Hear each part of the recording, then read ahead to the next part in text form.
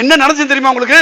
அதை தானடா கேளுங்கிறான். ஐயா நான் வீட்டுல இல்லாத சமயம் இந்த கைலாசம் என் பொண்ணை கையை பிடிச்சி எடுத்துனா ஐயா, அதுக்கு நீ பஞ்சாயத்து பண்ணி ஆகணும். ஏய் அவர் இல்லாத போய் நீ ஏன்னா போய் கை பிடிச்சி வலிச்சா தப்பு இல்ல? அப்ப இருக்கும்போது கையை பிடிச்சி வலிச்சா சரியா? ஏய் பஞ்சாயத்துல வந்து என்ன பேசிக்கிறா? அந்த பொண்ணை நீ கை பிடிச்சி வலிச்சியா? என்ன கையை பிடிச்சி வலிச்சியா? ஏய் மண்டல், அந்த பொண்ணு பெல்லுங்களும் போது அந்த கை பிடிச்சி வலிச்சியா? என்ன பல்லுங்களுமா இருக்குது கையை பிடிச்சி வலிச்சியா? ஏய் கைலாசா நல்லா தெளிவாக்குறியா? அந்த பொண்ணை பக்கத்துல இருக்கிற பொண்ணை கை பிடிச்சி வலிச்சியா? என்ன தெளிவா இருக்கிறியா? பக்கத்துல இருக்கிற பொண்ணை கையை பிடிச்சி வலிச்சியா? ஏய் மீச மொக்கா, நான் தெளிவா தானே சொல்றேன்.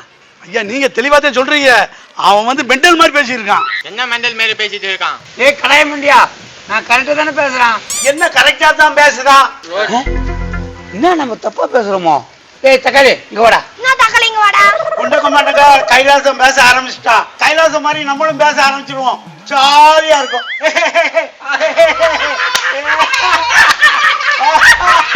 ஏன் மெண்டல் மாதிரி சிரிச்சுங்கிறானுங்க? சரி நம்ம இதை பார்ப்போம். என்ன இவனுங்களும் நம்மளே மாதிரியே பேசினானுங்க? ஓ நம்மளுக்கு சப்போர்ட் பண்றானுங்க போல.